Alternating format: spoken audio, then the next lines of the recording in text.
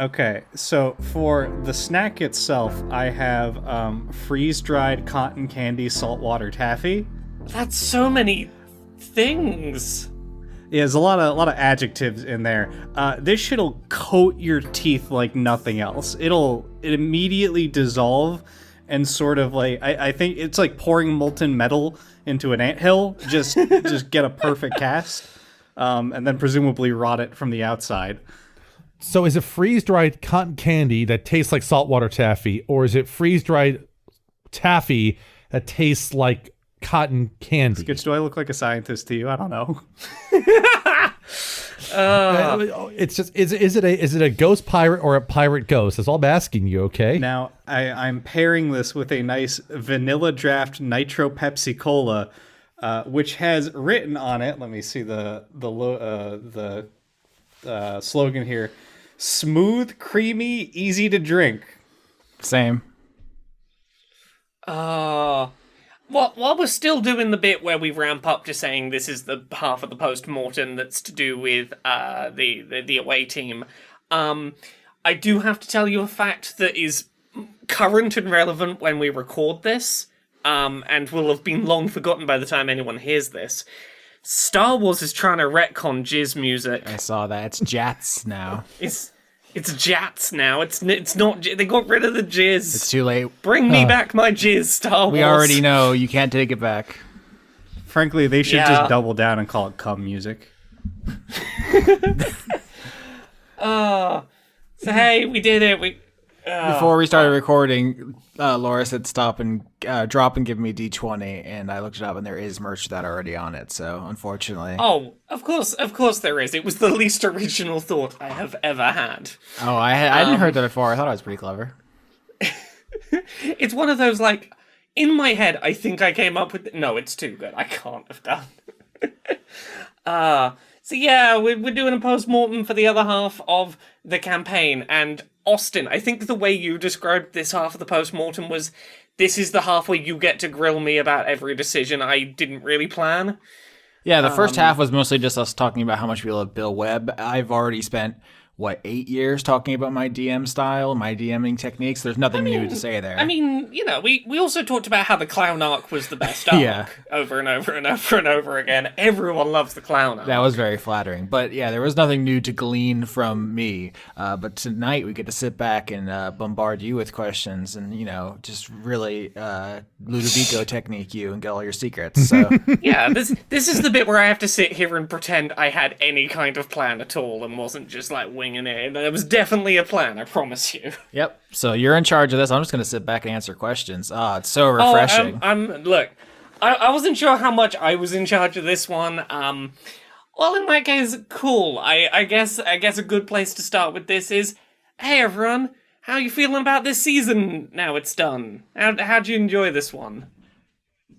Good. I was Wendy McDonald. She was fun to play. I felt like, I had the freedom to do things that I wanted, but not, like I was lost. So that was a good balance to strike. Yeah. And it was just a joy to be able to show up to recording empty-headed and just, just get ready to react, not have to have anything prepped.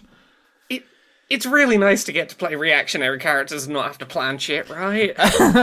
Yeah, I mean, there's an appeal to being a DM. I'm a bit of a control freak. Every once in a while, I found myself being like, oh, I wouldn't have given that for that role, but, stuff like that. But, it's nice. Yeah, and I wouldn't have listened to someone say satellite array and complained about their word choices, no. but, we all make different DMing choices. I couldn't tell if, sometimes I go too far in teasing and then people get their feelings hurt. I'm sorry if that was too much. No. I was playing in the space. I hope that was no feelings hurt. We're all good. Unfortunately, Austin, the package is already on its way. Your apologies mean nothing. The package is on its way, but grudgingly, Oh my god. Okay, I earned this. This is fine.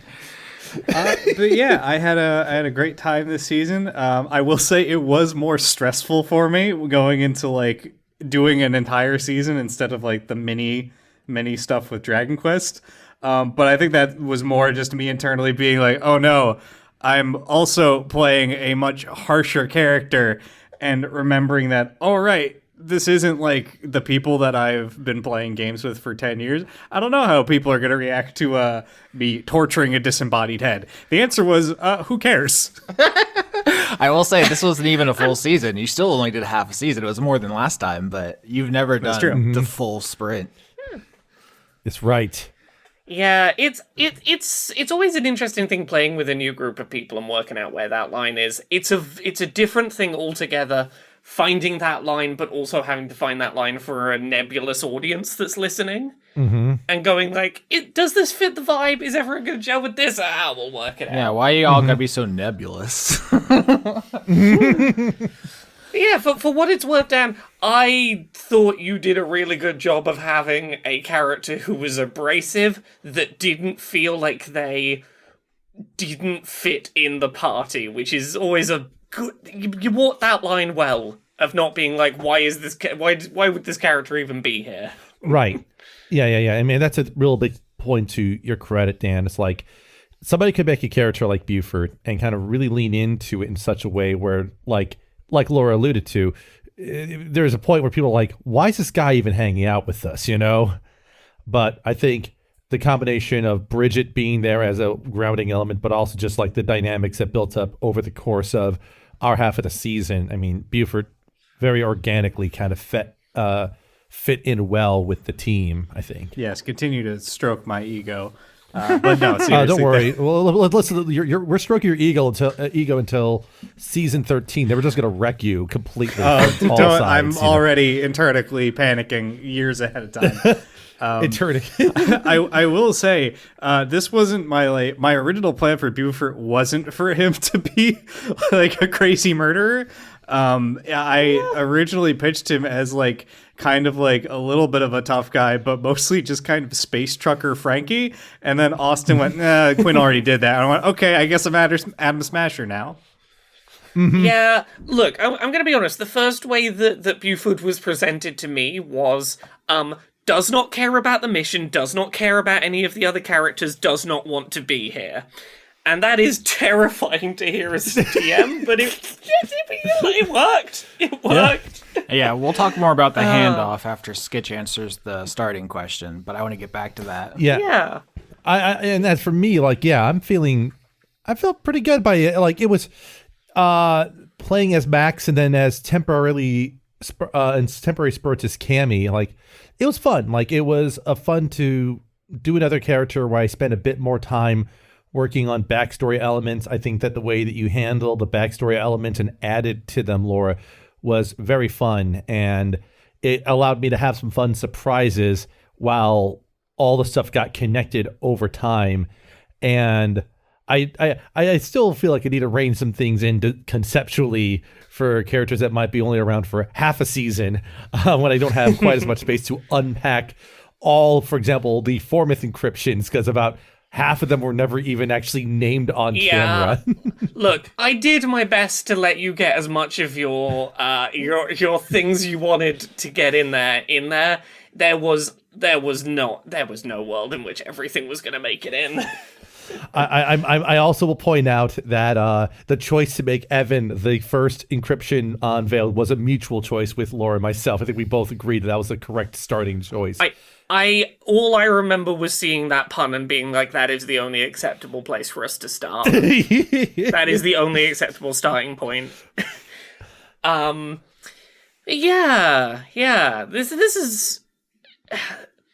This season has definitely been an interesting one, because obviously, like, we were recording half of a season, and half of a season was separately going on. And Dan, I know you were listening to the other half sort of as they were being edited, and obviously Skitch, you were doing editing stuff on them all. Nope. Skitch never edits. Nope. No. I don't edit. I just do audio processing and then hand them off to Austin. I rarely listen. I know you. Sorry, I knew you did something audio wise, and also Austin does something audio wise. I don't know. I don't handle any of this stuff.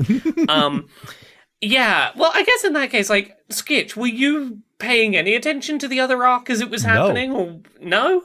No. Did you listen to any of it, or was it just secondhand occurring to you? Only secondhand, and I think part of the reason why, because I felt like, honestly, Max not being aware of it was something to just like just embrace it, make it really have that delineation between the two sides. So I just didn't listen to that half of the season really. Outside of times when I was doing some work doing transcriptions and such, but otherwise I was mostly just getting it secondhand through summaries and the like. Yeah, for long-time listeners, I go through every track of every person on the podcast second by second and cut out coughing, sneezing, drinking. In fact, Dan refers to the file he listens to as the drink cut because it leaves in everybody drinking. That's like an inside joke from my other podcast. You do the version where I think the way you've always described it is, don't worry if you're having a moment and like something's going wrong. I'll make you sound like you were amazing and have never done anything wrong in your life in the edit. Like you big us up. You're like, oh no, you're gonna sound the most perfect when I'm done. Unless your fuck up is really funny. In case I will sacrifice you on the altar of comedy. For sure. The only editing that I did actually do quite a lot of this season is Mari's opening stuff. Like there was a point where I took over that, and then as soon as Austin kind of gave like the indication, oh, we're gonna do some like more aggressive glitching, I'm like, here I go. I'm just gonna start having some fun with this. Yeah, we might have talked about that in the Discord, but if you're not familiar, like in the post-mortem of last season, we like live on air came up with the idea of the, insane AI, and I didn't know exactly where that was going. It wasn't like always going to be as pivotal as it was. I said pivotal, weird, pivotable. At the beginning of the season, it was just a way to recap. It was just me saying, oh, the engineer Trizzy did this, did that. And I had it in a shared Google Drive where anyone could edit it. And so for the first couple of episodes, a lot of people got a hand on the ball. But at a certain point, I started doing storytelling. I basically took over the writing entirely. But then I stopped editing those. And yeah, as they got weirder, as the computer kind of freaked out, Skitch, you can talk more about it if you want. But like with the effects and the glitching and stuff, that was really your purview. Yeah, it was basically, I knew the assignment when you mentioned like, okay, Shodan or other similar things, like, okay, I know where this is going. And I just have access to a bunch of voice processing tools, a lot of which started when I was researching how to make Ed's voice from season 4. So I just leveraged that to do a lot of the processing and edits. And it's fun to do that. Yeah. And so because we were so far in the future and I was writing recaps for things that happened months ago, I was able to foreshadow things way ahead of time. So like people listening to this will know that like at the end of the season, we fought a bunch of the clone bodies and a bunch of ice cream golems and stuff. But like I started talking about those in like the 4th arc. Because I had right as of this recording, I'm releasing those episodes where I'm able to write that stuff in. So because I know it's going to come into play later. It's made for some interesting things about this season's production. The delay existing for sure. But yeah, to roll back, I'm someone who just didn't listen to the home team stuff like as it was being made. So I was actually a little bit out of the loop on that side of it. I was like the only one who was out of the loop of home team between the 4 of us. So. I remember once after you guys recorded, I think the end of the alternate Evil Universe arc, Quinn messaged me because normally I'm giving her my play-by-play reaction as it's occurring, and she was like, "Dad, are you okay? You haven't told me your reaction to Power Word Quack." Oh goodness. So in terms of like questions for this post-mortem, There's one question that I think everyone wants from me, which is about that wild magic table and some of those numbers that never came up on it. Yep. So I'm just gonna put that out there. Do you want to know what like the extremes on that wheel were gonna be? Of course, it would be weird if we weren't. What if we all just together were like, no, absolutely not. On some level, I want to do that, but I think someone would bomb my house. I kind of wish one of these had come up, because I put a lot of thought flavor-wise into how I wanted the extremes of the wild magic table to be. And the way I thought about it was wild magic as something that completely, at one end of the extremes, completely goes out of your control to a very detrimental degree, or on the upper end, you have a moment of clarity and sort of see through the chaos of it all. On the top end, I had 99 and 100, which were going to be, at 99, Every one of your spells activates one after another in succession, not using any spell slots. You can pick targets. You have just one fucking ridiculous blast of everything happen.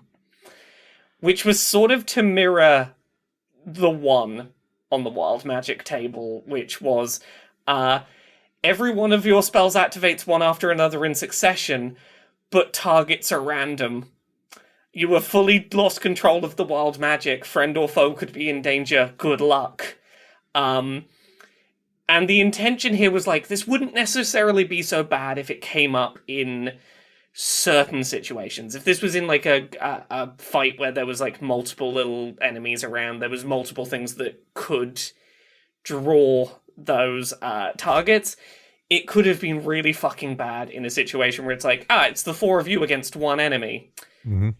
4 out of 5 times you're gonna take the brunt of what's rolled up. What? Wait, it would have activated the spell slots of everyone in the party, not just Wendy, right?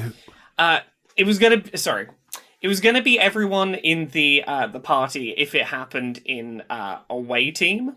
Once home team had a wild magic user, it was going to be if it rolled up on Trizzy's many slots all go popping. We had a lot less wild magic going around in away team as a whole. 100 was going to be Wish. I know that's a very like bog standard answer for like, you know, that sort of thing.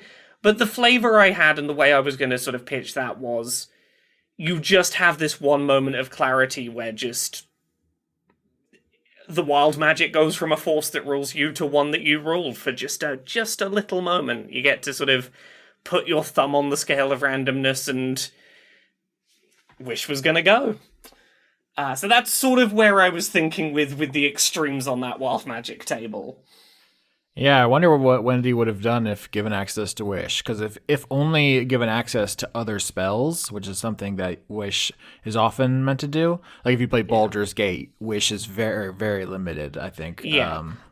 I very much was going to go more broad with it and was going to go, Austin, what do you want it to do? Mm-hmm. Let's work out what's viable. I wanted the flavor to be anything that would have been on the table for wild magic. Wendy has that one moment of being able to pluck that one random occurrence and go, that's what's happening. Mm-hmm. I feel like Wendy's intuition would have been maybe to get rid of wild magic. I don't know if that would have been boring, but like I feel like it would have been something like plot, character development wise. Yeah, I think it would have very much determined when it had come up. Because, like, there's a very big difference between, like, a cast of Wish showing up in, like, the final boss fight of the campaign versus I bonked myself on the head as a joke in the middle of a conversation and now Wish has happened in episode 3. Yeah, that's what I was going to say. I think trying to think hypothetically about what would occur here. Very different scenarios for all of your spells cast on everyone around you all at once. If it was like, I'm doing a pratfall as a bit and then everyone's exploding. Yeah. Yeah, look, that any of these would have been catastrophically chaotic in one way or another, but you hope that the dice will work with the narrative you're trying to tell. So you go with, you hope it works out. But yeah, did any of you have any questions for me about this season, I guess? Because this is my first time DMing or co-DMing a Dice Funk season. Anything you want to know from me? Well, let me first ask Austin, since he was playing the Wild Magic Barbarian, what was your favorite Wild Magic roll? Oh, I mean, maybe it's because I just edited this episode, but when I got the Gundam armor, I was very excited about that visual. I was thinking about her zooming around, looking like this is Albie. I really, one of my favorite punchlines was when it made a healing spirit, and then I apologized that it was about to die in a moment, and when I did Wild Magic again, it disappears, and Laura just voice acted the spirit for one line, just being like, "Wait, what?" That really killed me. It's just like briefly blinking into consciousness and only to die. I guess that's kind of like the whale from Hitchhiker's Guide to the Galaxy. Yeah, I was just I was gonna say, yeah. I think my favorite was when Drakus just just pulled a full heal gem out of his ass, and we had to immediately pivot to trying to get rid of it. Oh my god, I forgot about that. I was gonna say another thing. If it wasn't get rid of wild magic, Wendy would have tried to use Wish on Drakus in some way, probably if she was anywhere near him and had that presence of mind. Like not before he was introduced, because that would have been unsatisfying. But like if he was, anything during that mission where she saw him try to blast that dude. Oh, Skitch, you weren't around for my favorite wild magic role in Home Team, which was accidentally teleporting a lightsaber mop inside of a person. Oh yeah, that's one of the hardest things that's happened in the entire show's entire history. That's Mortal Kombat fatality. Yeah, someone got chunky salsa'd from the inside. Oh my gosh, that's amazing. Which, sometimes the dice just really help you out. Exactly. They help you tell a story. They help you tell you a touching narrative of how a person's insides became liquefied with their skin still on. I killed Ophelia off screen in the main timeline because I knew I could never measure up to her death in the evil timeline. Oh gosh. So she died a gruesome death in both timelines. Amazing. Yeah. Yeah, so I have a question for you, Laura. So from your perspective, like, you mentioned during some of the sessions how there was all these incidental like overlaps happening kind of in terms of the arcs between home and away. And I felt like my thought is like, how did you feel about how some of your ideas how they developed when they were handed off into Austin's hands, like for example. Oh no, this is you trying to get me put on blast. like the Surlon ass. stuff. Like for me, the Surlon stuff in particular, because I thought that was an interesting area we didn't get to explore too much. That's a problem for a future season kind of thing. But I kind of talked about this a little in the home post-mortem, but I was like, I went in knowing this was the format of this season, was that I'm throwing a ball back and forth with Austin, and we didn't know exactly what was going to happen when we finished our two halves, but there was a good chance that someone, not me, was going to be playing around with stuff I'd made, and I very much went in with like, I didn't get myself too hung up on like any one future for any of these arcs. I was like, I will do what with them while they're in my hands, and then I hand them off and I go, these people are going to do what they're going to do based on how I set them up. And it was, I very much feel like every decision Austin made in the sort of combined ending fit with how I sort of saw the pieces that I put out on the board. So thanks, Austin, for being on a similar wavelength with what I was doing with stuff.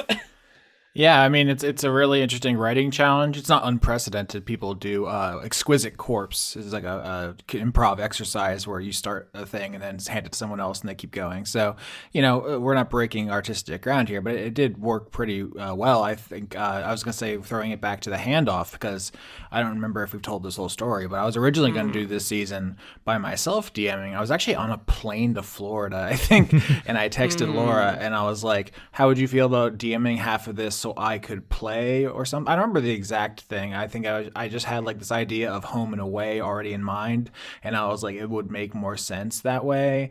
So I just pitched it to you, and then I sent over like half of my outline is extremely bare.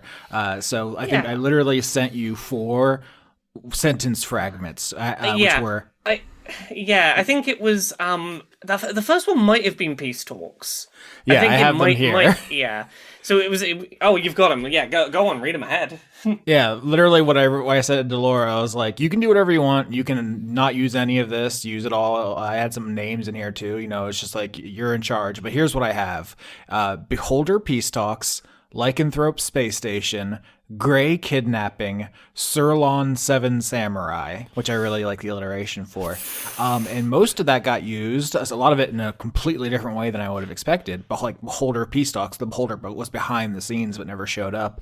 And you did a 7 Samurai thing, but it was a tiefling that was there, even though the Surlons are behind the Formith, which is something, we can talk about the Surlons. That was an interesting thing of where like I kind of pivoted back to them. So I don't know if you want to speak to that, but It's one of those things where I've done DMing before, but I've never done DMing for an audience. And, like, I will be, like, 1,000% honest. It was intimidating. Because, like, even as a player, where I'm only controlling one person, there have been times in the history of Dice Funk where I have made choices and decisions that haven't gone over well with the audience. Where I've made choices that people have reacted strongly to. And DMing half of a season is a step up from that, where I am very much controlling where a big chunk of an ongoing narrative is going, and I did lean somewhat on that skeleton that was there, and, like, being really frank, the reason why I did that was I was like, Austin tells good stories, and I trust Austin's skeleton to put me on the right track, and if I was co-DMing again in future, probably wouldn't necessarily do so, but it was a useful thing to go, there's a little tiny bit of structure here that I can play within to have one less thing to be nervous about on this first season. And it's one of those things where I wanted to put a lot of my own spin onto it. I didn't just want to play it like, this is what Austin wrote as one sentence, that's what the arc will be. And I, tried to give it a lot of thought. Being open about it, that first arc, I was nervous as fuck. By the time the second arc came around, I was feeling a lot more comfortable. A couple of, like, the first one or two away episodes had aired, and they were being responded to well, and I had that little bit of reassurance of, okay, I'm not going to be the reason that people hate half of this season. Relax a little. Yeah, that's my job. Yeah, I was gonna say, like they Buford getting head is gonna be the problem, not Laura's DMing here. Okay, and I mean, like, coming off the back of the last season of Dice Funk was, to put it lightly, divisive.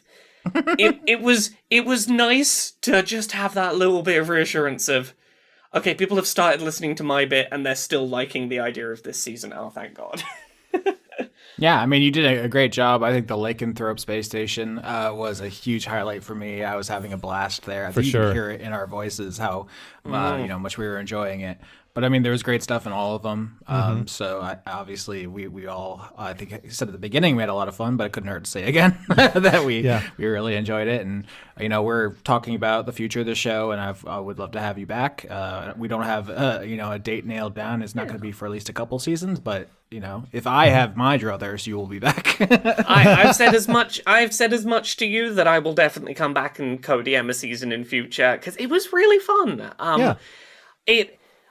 As I said, it was daunting in places. Dan, I was terrified that I wasn't going to be able to keep finding excuses to keep your character engaged, but I'm glad I did. Everyone, Dan kept messaging me during the last arc, like, kill my sister. Do it, pussy. Do it. You won't. Kill my sister, you little bitch. Do it. Look, I'd have been terrified to do it, because what hook do I have to have you not just go, I'm done. See, I mean, revenge. Revenge would have been the hook, I guess. I understand the intimidation. It makes 100% sense. But I'm also, like, I'm so self-conscious about the fact that this is a show that I don't think there was any chance I was going to be like, man, I'm going to blow up the Rezubian. Unless I was like, okay, I'll be like a full villain pivot and switch characters. Right now, at this point, I understand that. I know you now, Dan, that's fine. I had never recorded with you before. And here are the 3 bullet points I knew about you / Buford. Does not care about the mission or anyone on it. Has an impossible to hit AC. The other one, Dan will solve any mystery you put in front of him in like 2 seconds. You cannot create a mystery that Dan won't just instantly solve. That's intimidating. I did the moment you said you mentioned lights twice in the span of the werewolf arc. When this is a werewolf thing, isn't it? She's mentioned it twice. Something's weird here. Yeah, but look, I know I over-mentioned it, but this is the other problem with DMing, is if you don't mention the thing that the players need to pick up on like 30 times, it might get missed. Yeah. Oh, this is a great point to mention that I had to play dumb because having sent you the phrase lycanthrope space station, I knew what was going on when we first landed there. And I just, I was just, Wendy doesn't. So it's interesting if you go back. I really think I did a good job. Oh, I think you did a fucking fantastic job. You did wonderfully. But yeah, I didn't go into this season anticipating that this half of the season would be the plot-driving half. Because I didn't know Austin, I didn't know what you were planning. I didn't know if there was going to be equal amounts of dramatic, like, big endgame plot happening on your side. I was just like, I'm going to play with the pieces I've got and we'll do what we do. I paid no attention to what you were planning. Yeah, I didn't know either, that there was a couple pieces on the board that could have been, like, the plot things. Bon Bobby Bibliaboo was a big one that, he's so powerful. It's something like he's a wizard who could fight the whole spaceship. I don't know. Mm-hmm. We could have done something there. Trizzy and the AI could have come to the fore more prominently earlier. But yeah, I was just trying to do, as I said in the home team downtime, do like episodes of Star Trek where, every episode is kind of self-contained and like just let the whims take me, because sometimes the audience or the players really latch on to something and then you want to do that. You don't want to like build up your something you're like, oh, this is my fucking Sephiroth, this is gonna be so sick, and then no one gives a shit, because that happens. Yeah. Go. Let me ask, since we, Austin, you had talked about how you expected certain things to go when you were setting up your half of the season and when you took over, and we just didn't do that, or like the heist, for example, that you had planned. Laura, what caught you off guard the most? And is there anything that you were originally planning to do or wanted to get to that because of how the story went, you went, okay, this is just not occurring, or it's been completely pivoted away from? Ooh, interesting. I fully expected Buford far more times. Like, I had several points where I fully expected you were going to use the werewolf stuff. Mm-hmm. I was like, I kept preparing for like, okay, I have a little direction we can take this if and when the werewolf stuff happens. Never happened. I was not anticipating Max doing all of the four myth forms at once. That threw a huge spanner in my plans. I was going to do something fairly different with that final arc until it was ultimately still going to be quote-unquote the four myth arc. But the person in the party who knew the most about four myths suddenly not being there, necessitated a sort of change in the pacing of how that was all done. The rationale I had for pushing that forward was because I was kind of becoming aware that this was the last away team arc. So just to have access to the other spells and be able to just sort of pepper in names of the encryptions as we went along, that was the rationale that I had for just saying, let's just go pull all the triggers there. It totally makes sense. I did have a plan for how I was going to let you have your cool big moment where you have access to all the things. Mm-hmm. And the vague plan had originally been, as I remember it, something like... once you had gone and dealt with the four myth arc and gotten the people who were trapped within it out, there would have been an opportunity for you to use the data on the computer there to basically unlock the rest of those. You would have had options for getting like a brief ability to use all of those in a cool fight before everything was dispelled. But yeah, it was one of those, this is perfect. I was not disappointed that you did it. It was great. I did just have some homework to do as a result. Well, as did I, because at that point you had strongly encouraged, I have Cammy's sheet ready for the episode. just in case. Look, I didn't want to spoiler it, but I was like, you're going to need someone to play. Yep. And so it was just really fun to have the son pull the cloth off the table, be like, yeah, so Cammy just turned level 12, and just kind of go without dropping a beat. Yeah. The other thing that I never really got an opportunity to play with that I wanted to was I did want to find an opportunity to involve Gubbins Triple S in some way, and there's a couple of places where I thought about it happening and it just wasn't lining up. But I did want to get more of the extended Gubbins family showing up. The Gubbins extended universe. Yeah, exactly. But yeah, what about for all of you? Were there any things that you sort of wanted to do with your character that didn't happen, or that you sort of go, oh, I think about what could have gone a different way? Like halfway through the season, I said to you, don't pull any punches on Wendy. If she dies, she dies. Like, you know what I'm saying? Because it'll just mean that I get to DM, the final arc or whatever. There's no, you didn't end up doing that. And I wasn't saying that, please pre-write something. But I was like, there's no need to hold back on her. So part of me was, in the back of my mind, being like, at any moment, a dramatic, tragic Wendy death scene could break out. And then it never did. I thought about it a lot. And I ultimately landed on, I think there is more interesting we can do with Wendy alive than dead. If I thought it was interesting, I would have made that the dramatic kill to, motivate things forward. But I like what you did with Wendy with the running off back to go try and handle Drakus solo and the, spanners in the wrench that through.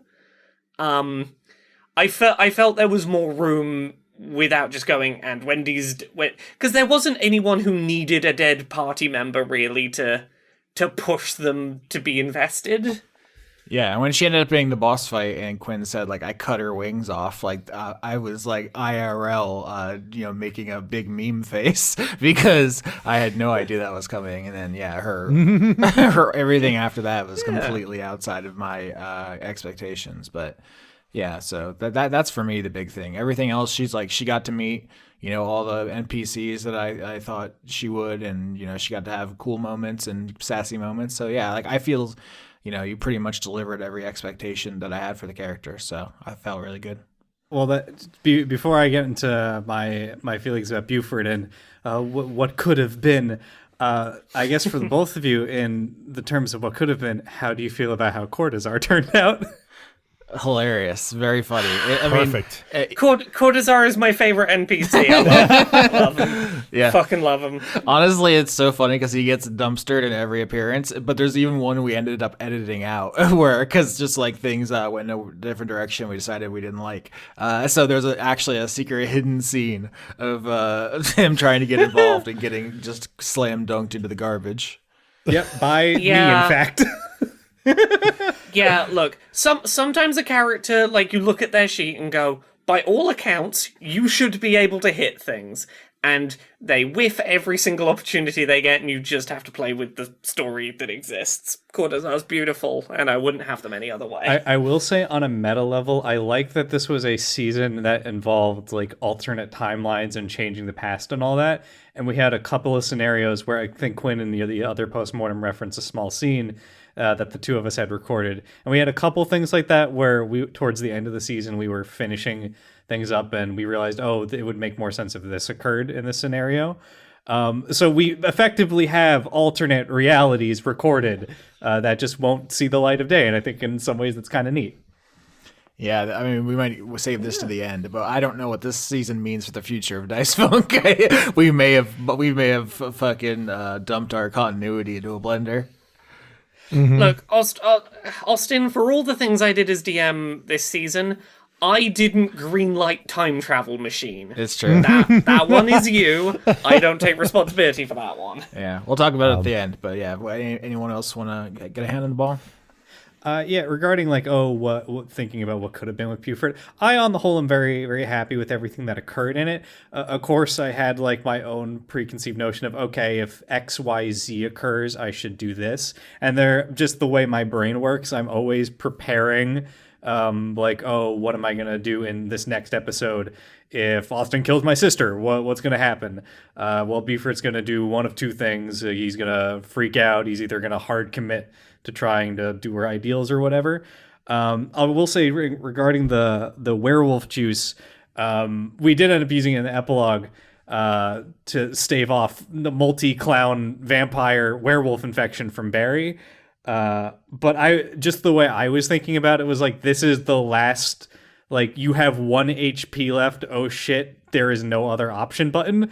And Buford just managed to tank enough throughout the season that it was never really a scenario that came up. I still kind of regret not putting Bridget in a danger point that would have forced you to consider using that on Bridget. That is something I kind of wish I'd put out there. Right, which is what I originally assumed would probably be the scenario. And when she was kidnapped, the way I thought, and I still love the arc, but the way I thought it was going to be going was either she was going to get horrifically injured or something would occur, and it would either like kill her or drive him into doing something desperate, or she would get like a first-hand view of, oh god, my brother is a really bad, violent person. That's why, like, the first thing I had her do when she came under my control and near the end is just like get in your face and just be like, you think you're like fucking like protector, you think you're on some Joel Last of Us shit, you little bitch. So yeah, you could tell the difference between mine and Laura's perception on some of the characters. Who was the other one? I think Yaush, where like stopped being British when you handed him over. You also stopped being British with Dash, and then you got really interested in getting Max and Cammy to get married, like almost immediately. Stopped being British, immediately became a good guy. What does that say about society? And yeah, this is the thing when you don't pre-plan characters is. I don't think any of them were like huge departures from where they were at. I think they felt continuous through the handoff. Yeah, I will say for Buford, it wasn't fully formed in my head at the start, but I was like, okay, he's an objectively bad person that cares about the people around him deeply, but he's so broken as a human being that he can only see overwhelming violence to anything that threatens him as the possible solution. And that's also why he didn't really believe in the peace mission, because he would see every negative aspect of himself reflected in the worst parts of the revanchist mind flayers and go, I don't believe, if I'm not capable of changing, there's no way they are, which is why he was such a downer on it. And then why I had him go talk to Yaush. I didn't actually even believe that it was going to change anything with Yaush. I just figured it would be a nice scene, and then it started altering the course of this end of the season, because it seemed pretty one-to-one, the exact same thing he went through, just a little bit set back at the time. Yeah, what about you, Skitch? Anything that you think about what could have been? I mean, outside of the whole, what if Max didn't decrypt everyone, was sucked into the format, then caused me to make a new subclass that I actually really liked. Actually, I was pretty proud of the pilot subclass, but that's actually co-related to what I was thinking of, which was Ardwing stuff. It would have been neat to have explored a little bit of it. One of the reasons why I did not go into detail about what Ardwing was because I didn't know what the status of Soul was, personally. 2, didn't know whether it would be appropriate to have them based out of Soul or the Beastlands themselves, because I wasn't sure about the interplanar cosmology of this season, and I didn't want to push that question, really. So I just kind of left Ardwing as being vaguely elsewhere. And so it made it difficult to really kind of draw a lot of that in. But also there's just lots of other more immediate personal stakes that took precedent over establishing yet another faction, you know? Yeah, so. Like I had notes about Ardwing and thoughts about them, and it became apparent quickly that there wasn't a space for them that wasn't going to need a big derailment of the plot. And it was one of those things where I was like, I was trying to balance, I want each arc to, in some way, progress like our understanding of the world or move us towards like revealing more of Big Bad working in the shadows is being more apparent, while also trying to eventually get it to tie together as all of your narratives kind of connect and are kind of tied into each other, and you all have a shared investment in something, and Ardwing would have been one additional thread to try and pull into that, and I was just like, nah, that's just not happening. And no problem. Before we did the handover, when you told me about your character, Sketchy, you said, yeah, they have a shape-shifting weapon and everything. Like, my original plan, your plan is strong. Like, the ideas I was kicking around was for because you're kind of Fox McCloud from Star Fox, and I was thinking you would need a wolf. Right? Is the villain from Star Fox? Not the villain, that's Andros, but like a rival. And I was thinking they would be kind of like the, I don't know, Kylo Ren to your Rey, or maybe one of the better movies. But just someone who has the same cool weapon as you, and that you would clash a couple times over the course of the thing. I had absolutely no idea what Laura was doing. You can hear me in real time being like reacting to learning more about it. I'm like, oh my god, it's a Venus flytrap. Oh, it's a save point. I was half the things like you could hear me yell aren't even true, but like it's just me getting excited about like the things as they're coming into focus. The Four Myth was one of my favorite things to play around with, because I was like, it's gonna look. There's no getting around the fact that it's like it's gonna be a little. There's something up with it. It's giving you too much for nothing. But like, I had a lot of fun with trying to play around with the like. I wanted it to ultimately be this thing that was like, I didn't want it to be the you have a rival who has the weapon too. I wanted it to be like, oh, it almost ends up seeming like everyone has one of these things, yet I never see someone else with one of them. People keep knowing about them despite the fact that no one's just running around with them. What's up with that? Oh, they're fattening you up to Venus flytrap.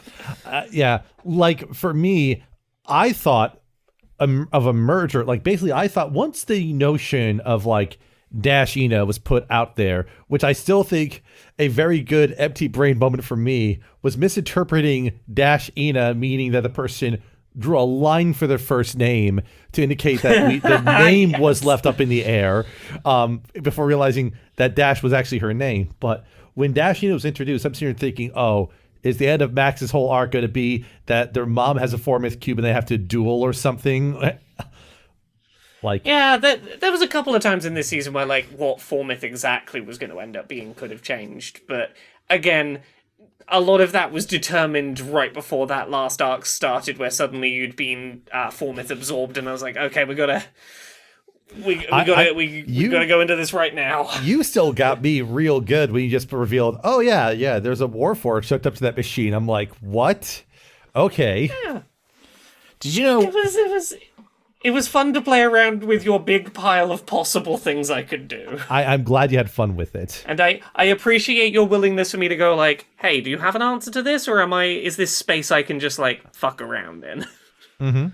Did you know the Star Fox character's name is Wolf O'Donnell? Why are both Fox McCloud and Wolf O'Donnell Irish? What is happening, Nintendo? Because my people have taken over the stars. So one of these I'll also mention, sort of an aside, and I'll mention this probably the Discord server at some point, but of the encryptions in Four Myth, the ones that were my personal idea were literally just Max, Ed, and Martis. Everyone else in there were ideas granted to me by other people. Mostly members of the art community, but also some other friends and stuff. So it was also fun to have a little space to have like these little insert characters from other people in there. It was just, like I said, I'm a big fan of dagger theory when it comes to character backgrounds, and I think the best way to do that type of approach is have different potential pain points for character, but then offer multiple daggers for the same problem and not know which one you're going to use. And you still found ways to surprise me, Laura, which is great. I checked before I ever went to, if I was going to do anything too wild, I was like, is this room that I can just get fucking around in? And it was a fun space to play. Did you ever have an idea of who created the four myths? Because me revealing it was the Sirlon was because you didn't use the Sirlon in that last arc, and I was like, it's going to be 5 years before we come back to space, and that's like the one space species that is in the book that I like. If it was anyone I was going to confirm on air, it was going to be the Sirlons, but there was a lot I didn't have nailed down about that. I'd initially, that was sort of what I was planning, and it's why I didn't plan to use them in that last arc. And then I ended up feeling somewhat like I liked the idea of them being this just unknown thing that it. I kind of like the idea of them being sort of like the technology that gets found at the start of Mass Effect, where it's like, we don't know what this tech is or what's, alien species before us made it, but it's very powerful and suddenly it's very useful to us, and stumbling upon it that way and just sort of making use of it and being like, whatever it is that made this either is long gone or has advanced to a point where they don't even fucking care about what... this is trinkets to them at this point. But if I had pointed at someone, it was going to be the Sirlons, which when you then asked him were decided to do that, I was like, cool, saves me working out how to make the Sirlons do it. Are you telling me that you didn't like the Protheans more after Javik became playable DLC? Oh, genuinely, I fucking love Javik existing. Purely because, for anyone who's never played Mass Effect, there's the species called the Protheans. They are the mysterious species from 50,000 years ago that you hear about in legend. And one of them shows up, and one of your crew is a Prothean researcher. She's been waiting her entire fucking life to meet one, to learn everything she can about a Prothean. There's a real life Prothean here. And he thinks that she is subhuman scum. And that interaction is perfect. Where she's like, I finally get to meet one of you. And she's like, oh, you little tadpole things that were swimming around in the mud. You can speak now. Very good of you. I believe he fucking blows up her entire religion too. Oh, yeah, no. Her entire religion is a lie, and that's fun for her to learn.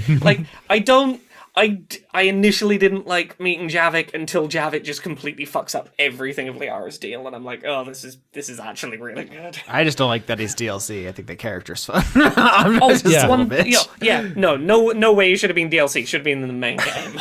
I will say, and when I designed the idea of Formith, it was just literally the idea of, at the end of season 4, Ed still had the conduit of synergy, which basically meant they had a copy of Mardis's form inside of their system in some capacity. So the idea was well, what if someone saw that and was like, okay, storing the form of somebody inside of an object and then calling it out. Okay, so derived from Ed was going to be this Formith tech that then becomes something either good, bad, commoditized, or whatever else. But I didn't want to get too super specific on all those details because I wanted to keep things mysterious. So it was interesting seeing how it became what it is currently, and I think it provides some fodder for the future, but also some intrigue. I had some different thoughts for it at different times. There was a time where the people were going to be trapped literally inside the one singular cube that Max happened to have, and I was going down that route for a little bit until I realized I liked the idea of someone summoning one of Max's summons. Had you not been sucked inside the cube, there was going to be a moment where you literally face down someone who summons one of your summons against you, and that was too good to pass up. You can't have a Pikachu. As I love the idea of you literally carrying your mum around in a cube all season and not knowing. Yeah, so that was definitely fun. Sorry for taking a bit of time about that. Anyone got any other things that we want to talk about I wish I developed Gore Slammer more. You can do a whole little spin-off podcast where you just develop Gore Slammer. It'll just be me filing the rules off of Warhammer 40k. It's no. It's later on there'll be a season where half the season is actually being played from the perspective of a single Gore Slammer campaign on the table, and the rest of the campaign is for the perspective of people around it. Yeah. Dan, I know how you salvage this. Okay. In a future season, you basically do what I did with Yu-Gi-Oh! Wizard in Season 4. You make a character who's a competitive Gore Slammer player, so that you can make the lore as you go then. But then they're going to have to be constantly reselling their army and maybe playing elves. This is my nightmare. So we've already revealed that Dan is DMing a future season, and by the time this comes out, Quinn and I will have revealed in our other podcast that Quinn is DMing next season. So some lessons learned from this one is there's a physical barrier between the two teams, between Quinn's and my DMing, so we can't trip over each other's butts. What's the other thing? Also, I have no outline or skeleton of neither of us have any of that. Like I gave those 4 sentence fragments to Laura. I have no idea. The first arc, which we haven't recorded, could just be boner circus. It's nothing to me at this point. Mm. And again, that was an artifact out of, at least in part, the fact that you'd already started planning a season and then retroactively were like, do you want to do half of this? But yeah, the co-DMing has been fun, even if the 2 session recordings a week was a lot. Having 2 nights a week where I'm working till 3 a.m., one of which I have to be a DM and pay attention, and the other one where I gotta take notes and pay attention. It was a sleepy couple months. Yeah, I'm sure you had fun and are glad to be done with it. Is there any other observations on that you want to add?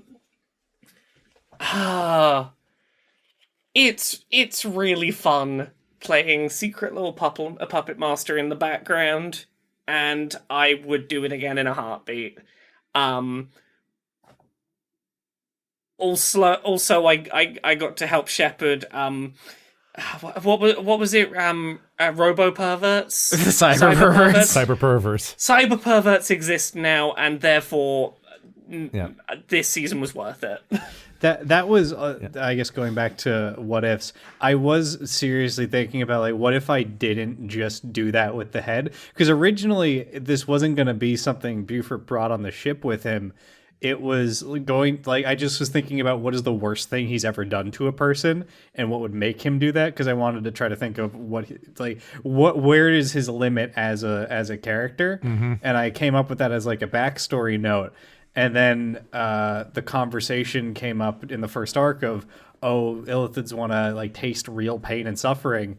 And I went, well, I had this idea. What if we haven't said anything on camera about it so far. What if I just fold it into what's currently happening? Mm-hmm. Honestly,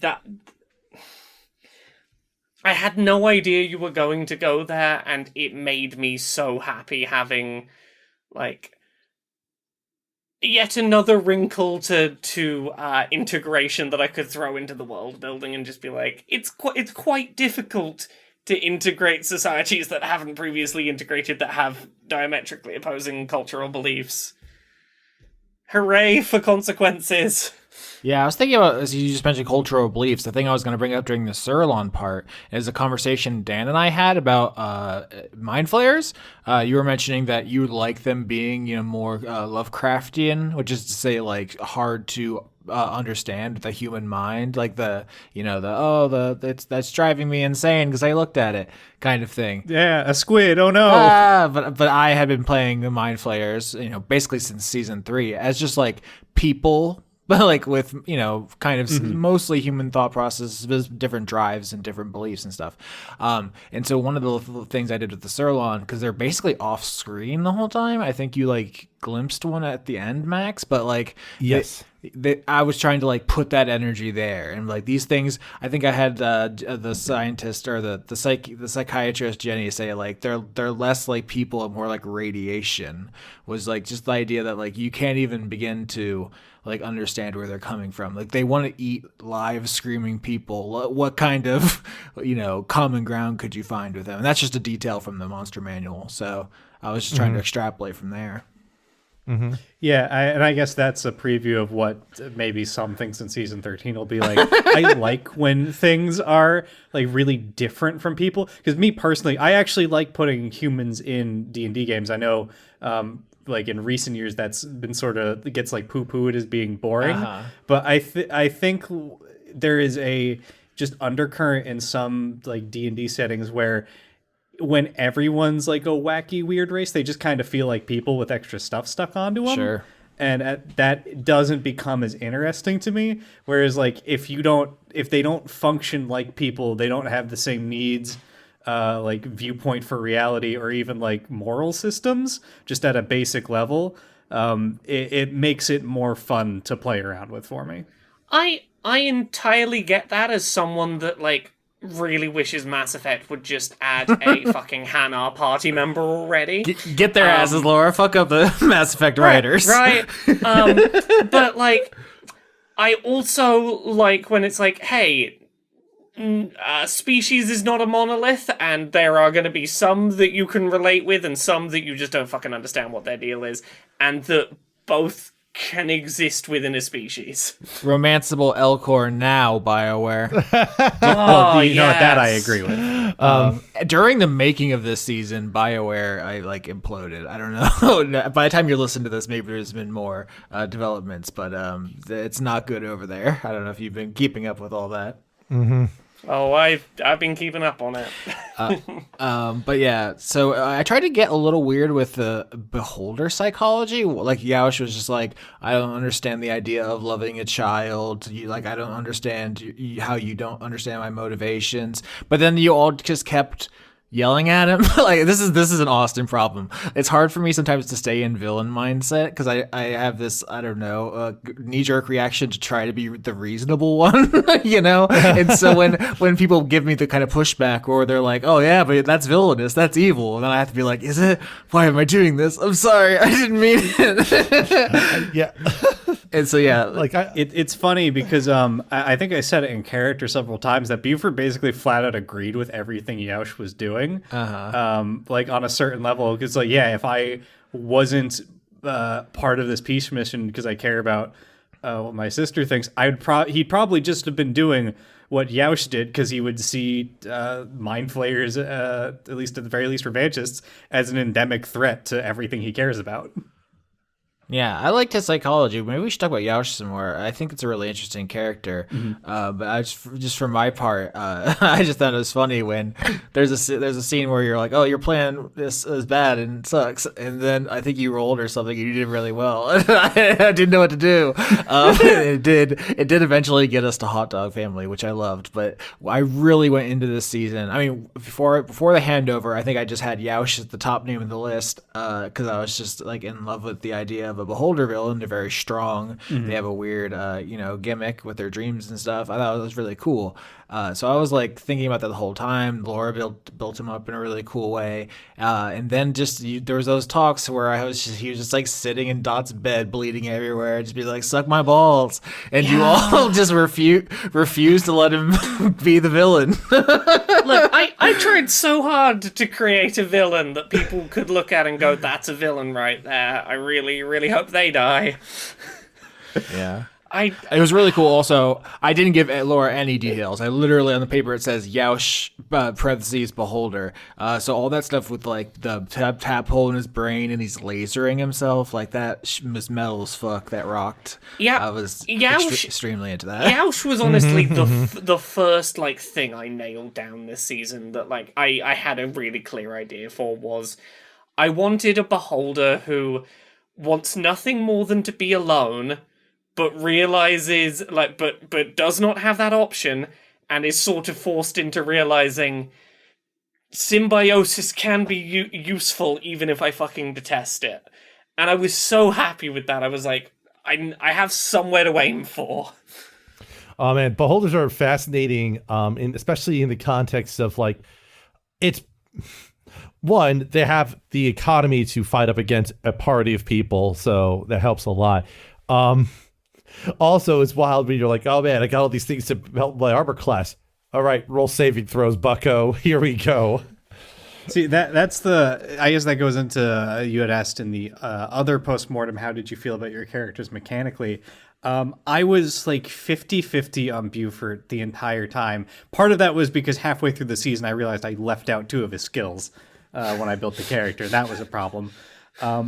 but I liked how he could deal damage. I liked that he was smart, but for like the first arc and a half, he wasn't actually physically strong due to how the artificer class was built until I could get gauntlets of ogre power. And for being a psychotic murderer, he has no ability to actually intimidate anyone. So, and because of action economy, I was really kind of stuck just punching and very rarely casting a spell because since enemies are doing more damage but have less health, mechanically I was like, fuck, do I risk trying to get a concentration spell up, get damaged, and then lose it effectively 2 turns? Or do I just keep swinging? So I had fun. I don't think I'm going to be playing an Artificer again for quite some time. Yeah, the game interacts with our format in a little bit of a wonky way sometimes. Like, warlocks have basically infinite spells because of how often we short rest. Except for arcs where we never short rest because of time constraints. The werewolf arc was very fun in that respect, just because it added an extra layer of tension that was actually kind of fun to lean into. Being like, 100% that was meant to be the alien isolation arc. You have no resources, these things won't die, fucking run. Yeah. What a great arc. That's the clown arc of Away Team. And they were arc 2 of both halves of the campaign. Arc 2 just had good energy. Yeah, it was. I think it took until Arc 2 started getting some characterization things down. I think Max played in many ways as expected. I did not expect him to get knocked out as many times as they did. They just ended up becoming a very pleasing target for things. I was not expecting them to lean into the piloting stuff as much as we ended towards the end. It was funny. Max began life as sort of like a Star Wars-esque character, became a Gundam character in development, and by the end of the season became an Ace Combat character. So, yeah. I was gonna say about the way that the game plays out differently. That sometimes you don't get to use the the buffs and stuff like that. It reminds me of like Pokemon players who like at professional levels you're doing stealth rock and you're doing sword dance and dragon dance and stuff. But like the average person is like, if it doesn't do damage, I do not give a shit. Do not tell me about any of those other bullshit spells. That was me for like fucking 20 years. And now suddenly I'm like, oh, actually, Belly Drum is the most overpowered thing in the world. Belly Drum is fucking world-shattering. Counterpoint, Hyper Beam. I will say, Cammy played pretty much exactly as expected. However, that was the easy operation. Just like she's a fighter, she's got a magic gun. You can make her have disadvantage. She'll still shoot the shit out of everything. Oh, fuck, my head hurts. All right, I lost my train of thought. I was going to say, some of my favorite moments from the rest of you, I will say that, to your point, Laura, just the entire lycanthropy ship was just amazing. It was just such a very fun ride that kind of really helped settle everything in. And just being able to just, like, hit on certain points, including just my character's just saying, oh, the ship's a werewolf, being like, okay, that's actually going to be relevant to the end there. It was very fun. I was going to say for Buford, probably one of my favorite moments. Oh, shoot. I was trying to remember so many good moments for Buford. A lot of honestly being in the downtime scenes more than anything else. Just maliciously taking out the mint chocolate chip ice cream and having a fight. I don't regret it. It was the right thing to do. And I was gonna say for Wendy, probably one of my favorite things with Wendy was just how aggressively you leaned into the magical girl transformations as soon as that thing kind of came up as a prompt, and just added to the dichotomy of Wendy's personality. That was very fun to see in action, Austin. Yeah, I wonder what the psychology of that is for her, right? Because is she just like stealing herself? Does she think like it actually gives her a +1 IRL? You know, it's like, I think it's a funny thing to do. Just like from her perspective, what is going on? Something I was thinking about was that Wendy named herself, right? So did Drakus have a name for her before she like defected? I mean, probably. The Mind Flayers all have names, like Grazilex and Gulthorpe and stuff. So it's probably one of those that she thought like, oh, everyone I've ever met outside the hive mind finds this unpronounceable. So, but I didn't have it in mind. I see. I'll say overall, I think my favorite arc was actually the Grey kidnapping arc. I think every episode there felt great.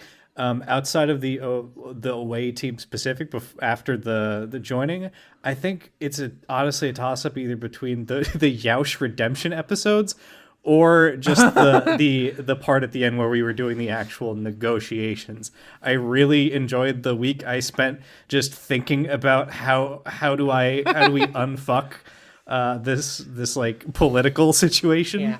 Honestly, like, I joke about how badly that first peace talks went, but I absolutely couldn't be happier with the symmetry of how this season ended. With, like, it starts on a peace talks that just does not go well and spirals and everything goes wrong, and it ends on we've got one additional chance to try and make this better than the last one, and I think that book ended the season so nicely. Yeah, I'm really happy with where that ended up. I don't know if we want to talk about how we got there a little bit, but I was thinking that that whole negotiations scene, which I did like, is kind of, to be fair, my like third crack at that. I think in season 4, I was trying to build up to this corporate boardroom scene where everyone would do the politics there, and I mean it worked out fine, but it wasn't everything I dreamed of. So I tried it again in season 6 with the factions of Planescape, and that did not go well. So this is like the third time I've tried to like build a bunch of factions and then get them all in the room together to like yell about their motivations and stuff. It's third time's the charm. Out of curiosity, I dick punched you with kicking the Mind Flayers into the future. What did you think we were going to do? Oh, I thought you were gonna try to send them all to the evil timeline or another timeline. Let sacrifice a timeline, to it would be like a very morally, it'd be like, Last of Us or whatever, where you think, oh, I would save my people even if I have to become a monster or something. I will say that I guess to my appreciation for how the whole thing played out, like both of you, Laura and Dan, had so many ideas for negotiations, and it made sense for your characters to have ideas that were really strong. And it was a little bit harder for me to kind of come up with ideas that would make sense for Max to propose during all of that. And when the talks broke into the final fight, I have to credit the others here for making Max's branch that actually has a really, really cool feeling. Just like the notion of because how things happened, it was just like Max ends up on their Ard Runner with the Formith Cube, and like, okay, oh no, the ship's being attacked, so I had to indulge in this stuff, and then the idea came out to, fly to the Surlon ship, but not retaliating against anyone else's attacks, and that was just such a cool little mental image. It was actually really fun to have everyone have their various like big moments in that last arc in various ways. Yeah, it was really cool. We had to do a little bit of pivoting and a little bit of rewinding for like the finale stuff. So like, so we didn't have a, teams come together thing 100% locked down. We thought maybe we'd lower everyone's level, raise everyone's level. There was a lot of stuff like that where we're still in progress. And so I kind of thought that, Wendy running away and you chasing her could tie up the Drakus stuff. And then there'd be like a final arc where Yaush tries to steal the ship and you have to fight him. And then you all, I think, like went to his room like 2 or 3 times talking to him, and they're, just saying, your plan shouldn't work, you can prove it. And I wasn't good enough at arguing. So you basically just used facts and logic to own me into a place where I felt like I had to prove to you something. I hate when my players are good at arguing things and I can't just tell them no. I mean, you should have, because it led us to, redeeming Yaush, kind of. I'm not saying everything he did is 100% forgiven, but then having that final peace talks, like there's no peace talks if Yaush, sneaks down to the AI core and locks you out of the systems, and that then you get to fight through them to get to him as a boss or whatever would have happened, Yeah. So yeah, there we go. We did a season. Well, we did half a season, but combined with half a season. Yeah. Trying to think what else to add. Well, last time I was on one of these post-mortems, we set up a season like what 4 years in advance or something, 4 seasons in advance. What season are we setting up now? We're gonna set up a season 3 years in the past. Whoa. This is where it came from. This is where the idea originates. So you just secretly shadow drop into the feed an entire season 3 years ago and wait for people to find it. I listen. Okay, what else? I was feeding ideas for future seasons where I proposed that a planet could be a planet of holding, and the implications of that. So, listen, if we want to have some time shenanigans in a future season, I'm not opposed to throwing down some ideas for future time travel or other such shenanigans. I'm gonna throw a season out now. Season 21. Emotion season. Okay. I think we're finally gonna have emotions in Dice Funk. Emotions in my dice game? No, thank you. Get that out of here. Yeah, let's talk about the future. What have we done by introducing a roving time machine? Every season's self-contained, but there's nothing Austin, stopping. what have you done by introducing a roving time machine? I tried to make a teleporter. You turned it into a time machine. I don't decide that wormholes are 4-dimensional or 5-dimensional or whatever the fuck. We've never had one in Dice Funk before. You could have decided that. I guess So that's true. I think what you've potentially set up is a season where you can have people stranded in like the past in a survival season. Yeah. I mean, there's any number of things we could do. I don't want to commit to anything in particular, except that maybe that I do want to do something like a Doctor Who, where it is one crew like going through time. So in the same season, you could get past, future, like Chrono Trigger, where you used to go see some dinosaurs, go see some aliens, go see a frog, something like that. Just a frog. Just a frog, yes. Just a frog. I mean, the most common topic for a lot of this season was where is it in the timeline? I feel like there's a kind of a consensus as I say this, but like in season 6, they make a choice. In season 7, there is a consequence. So the only one where it makes sense is between there. I think what I had in mind was that we just wouldn't talk about it because it doesn't really matter. It could be happening, just at any time there. Look, I'm just gonna say it. My understanding this season was, Nifix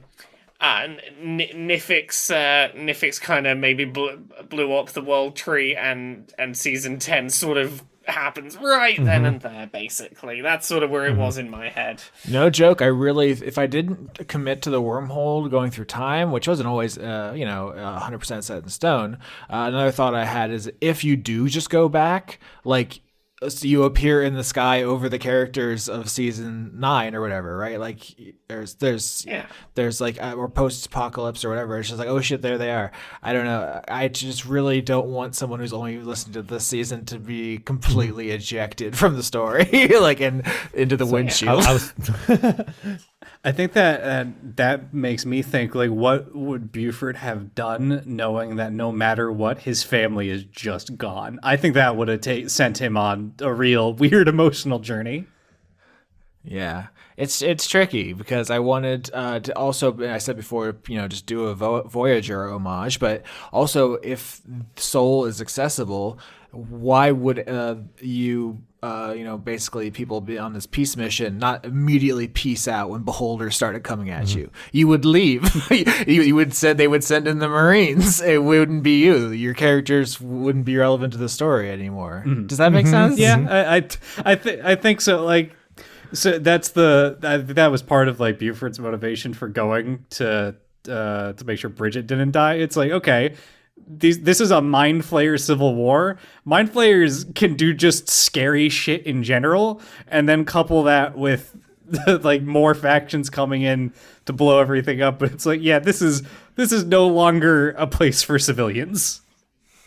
Yeah, a thing about D&D I was talking about with Gwen recently is that it's very hard to basically not play fantasy cops or fantasy soldiers because normal people don't go around with swords lighting each other on fire, right? Like, to justify the violence of a normal D&D session, you have to be in a kind of a semi-authoritarian or like depraved mercenary mindset. Anyway, this is all to say, to do something novel, to do like hell, being on a peace mission where you still get caught up in fun D&D stuff, is to like cut the cops off, just not let them get involved. So I don't know. I said a lot of words there. No, I mean, yeah, like, and that's kind of one of those things where that kind of gets back to the Ardwing stuff. I didn't want to get too deep into like the military aspect of it. For me, I was just sort of thinking of the terms of just being this sort of this vague entity on the side there, because like you said, I didn't want to play Max as just like a soldier, because a soldier mentality like could be done, but that character type has been done before otherwise, and it makes it hard sometimes to be as cutthroat as I think some campaigns and some encounter designs in other games expect you to be. When you're trying to play someone who's not as trigger happy about the situation. Yeah, they're all goblins. They're ontologically evil. So it's okay to get their experience points out of their time. No. What you do is you talk your way through. Quick save, quick load, knock them unconscious, quick save, quick load, then kill them so you get experience 3 times from the same encounter. Whoa. I have brain poisoning of Baldur's Gate. I was just picturing that in my mind. Laura. Yeah.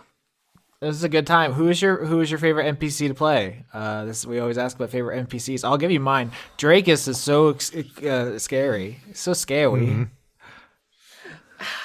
Drakus was fun. I think about my gut says Ophelia. That one takes me by surprise. I don't know why. I really liked Ophelia. Was it intentionally like an inversion, or like a play on your season 5 character, Leomira, who was like also kind of a hippo lady? You could tell I'm sleepy. Was that just a coincidence? Oh no, there was a degree of thought in that. I wanted to do a very different kind of hippo, and I just like the idea of someone who doesn't have that much work to do because, HR, hopefully you've got large spells of empty time, so it's just like, hey, a little bit of bodybuilding in between HR, why not? Yeah, the one I always really enjoyed. Bridget, honestly, Bridget is the one that I thought the most about as a character, and I was most interested in where am I going arc wise with this character? They were the one that I always looked forward to showing up. Yeah, I really liked Bridget a lot. Where did you think her character arc was going to potentially go?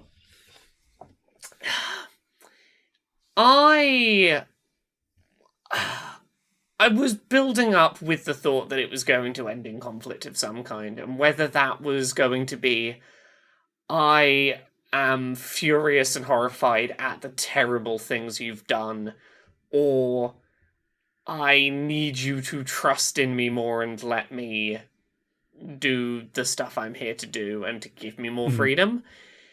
It was always sort of going to be one of those two routes, but I think no matter what route that went, it was going to end up with, I want to be my own hero outside of you. Was sort of where I think Bridget was always going to end up, was I can't rely on you. I have to make my own definitive stand. Heroism was kind of a theme, huh? We haven't really talked about that. Between the 4 myth and gathering up heroes, everything you just said about Bridget. That was like Yaush's kind of repeated line that, from his perspective, he's the hero, stuff like that. I don't know. Yeah. I really do that intentionally. From my perspective, the mind flayers are evil. A lot of people coming to heroism from, reasons of either being pushed there or striving to try and get there. Yeah, and to touch on Bridget, yeah, I really loved how she played, and I liked where Austin picked her up. I did also like that because this was it didn't come up in the episode, but I had an idea for like a scene where Buford reminisces that Bridget as like a child like dressed herself up with power tools to be like, look, big bro, I'm just like you. And that terrified him because he doesn't like himself as a person. He knows he's a bad person and doesn't want her to be like him. And then when she was like, yeah, you should have absolutely gotten the Resubium blown up, I liked the dovetailing of, oh, she probably is on some level pretty hardened like her brother. So she is more like him than he realizes, not just in like intelligence. I will say, co-DMing after having been on like full seasons of Dice Funk, one thing I think I would have a better handle of in co-DMing in future is how much time I actually have to handle stuff. Because in my head I was like, I know I only have half a season. I still felt like I had a season's worth of time to get stuff done. Yeah, and I think that it's a very different pace. Yeah, I mean that dovetails well to like, you know, NPCs I particularly I liked Besh actually, you know, despite them not having a whole lot of time. They were a fun twist antagonist to deal with on two separate arcs.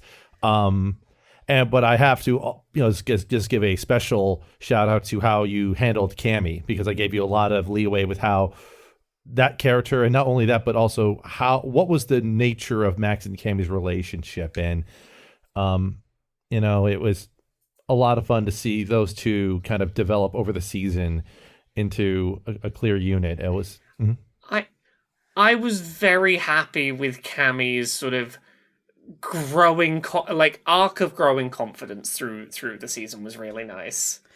Cammy really came into her own, and that makes me very happy. Going back to Besh, it really was an all-time funny scene where he calls for a truce to get information, gets his information, goes, well, goodbye. And then Beaver just fucking decks him. It was so... Beholders are such silly little guys. Just a little fella having a good time. And yeah, going back to what Austin said about heroism, I did also like that there, like, you also spoke on optics, that there was a lot of people doing bad things for what they believe to be like the good cause and shit like that, particularly with Yaush, and how at like the end of the season, it's like some of these people are going to be lauded as heroes, even though they did terrible things. Other people are going to be in a bad state, potentially. And that's just it's just how the world works at the end of the day. It doesn't really matter what you did or what you did it for. It's just how are you viewed. Most seasons of the show end with me saying, like, how do you think your characters are remembered? And usually it's like, I was an insane person who was like, just say the most whack shit, do terrible violence, or just like, I was forgotten, no one cares. Hey, there's only two. With Yaush dead, Trizzy might actually get to be remembered as having invented time travel. If Max is the captain of the ship, then that will absolutely be the case. Just partners in crime in that respect. Buford might be immortal, so I don't know what's happening there. I guess he's building a Dyson sphere for 1,000 eons. No one needs to know that Trizzy invented time travel. She just needed no one else to get credit for her invention of time travel. Right. The important thing is that as long as Yaush is dead, it's fine. This is the sort of stuff I would like to dig into. The notion of there are situations where nobody knows whether time travel is invented or when, but they know that Trizzy invented time travel despite not knowing what that means, right? Oh no, we've made it so much more confusing. I'm dreading these messages. People love to ask me about time. I'm just, it's too hard. I don't know. It's fine. The answer is a wizard did it. I did break the way when we were going through the episodes, and I know, like, in theory it took longer than this, but when I was going through how, like, the time gaps between each arc and the downtime and the next arc were portrayed, I think we found out about Yaush and then fought him within the span of like 3 days. I had no idea. In my mind, there was it was like a Star Trek episode in which also could have been days, weeks, months. So it was just supposed to be like interchangeable. Like if the studio had ordered several seasons, we could fill it out no problem because like it's fine. Yeah, I think like in the story it's treated as that, but there were like one or two times where it was like, okay, we get off the ship, go into downtime. Oh no! Immediately the next morning, Bridget's been kidnapped. Oh no! Yeah. Well, see, look for home, it's a lot easier to have those mysterious gaps. With away, I can't. It was harder to justify.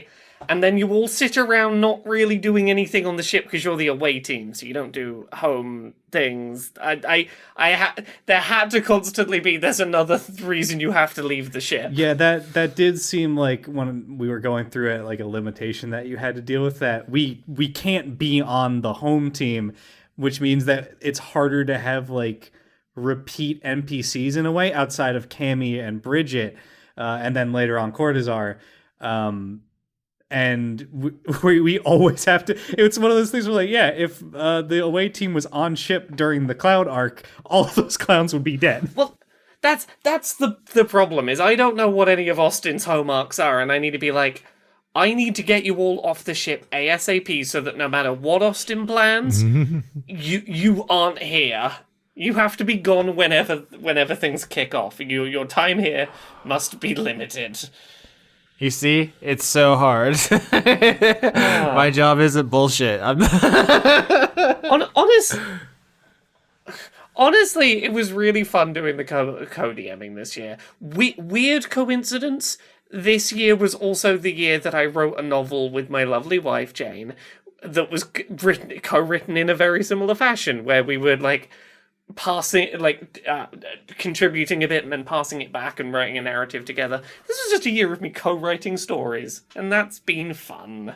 There's a reason people don't usually do that. Most of the books have one name because it's hard. Yeah, well, hey, this season of Dice Funk and that book both turned out pretty good, so maybe more people should write stories with someone else. That's an interesting question. Who do you think would be some interesting, like, power teams for running a Dice Funk season? Oh no. Oh gosh. This is a nightmare question. I mean, the dream is to get Leon, but he'll never come back. Yeah.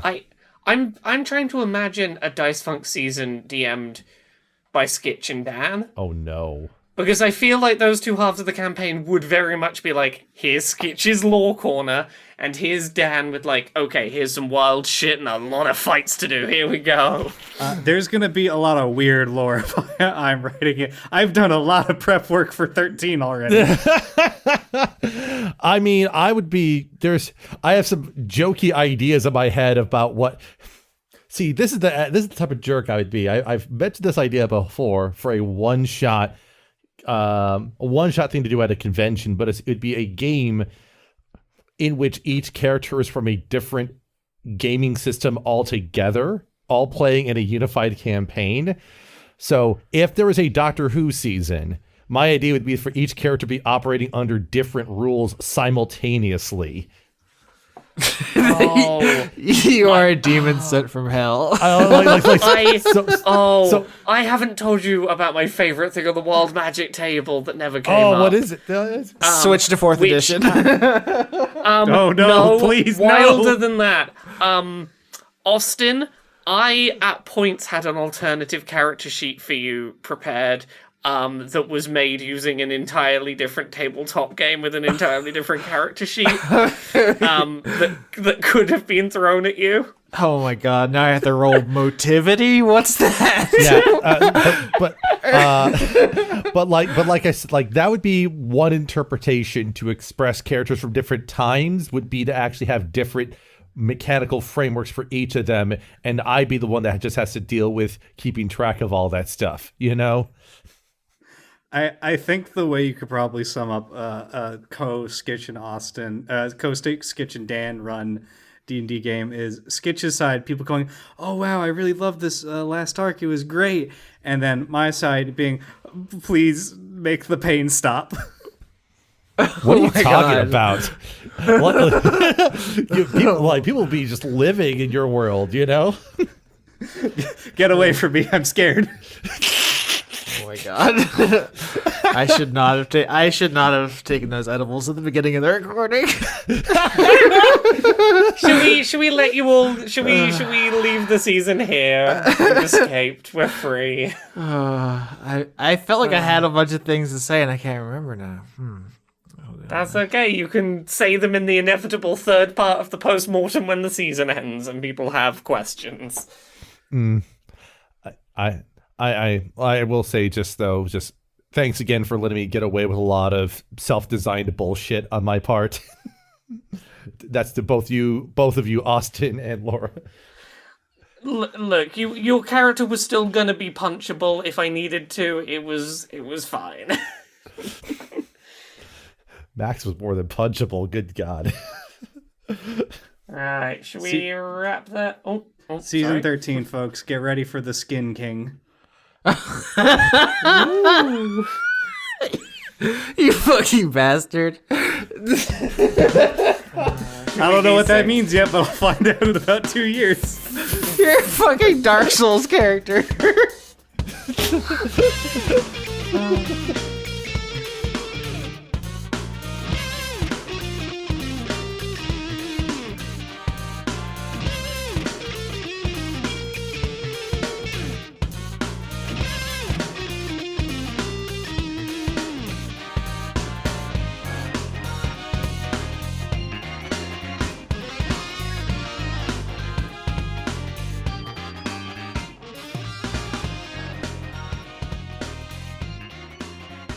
Two bottles of ale on the wall, 2 bottles of ale. You take one down, pass it around. Ah, finally. Look, Needles, we made it. Trip was a mighty fine pain in the keister, am I right? No need to respond, I understand. Now, let me just check my guidebook here. Check in at the gig, huh? That shouldn't be too hard. Everyone who needs to come all the way out here shouldn't have too much trouble spotting that thing. Well, no time like the present. Let's skedaddle on over there. Ah, Needles, I'm so excited. You'll be on your way to that well and brought back to life before you know it. Then I could tell you all about our trip here.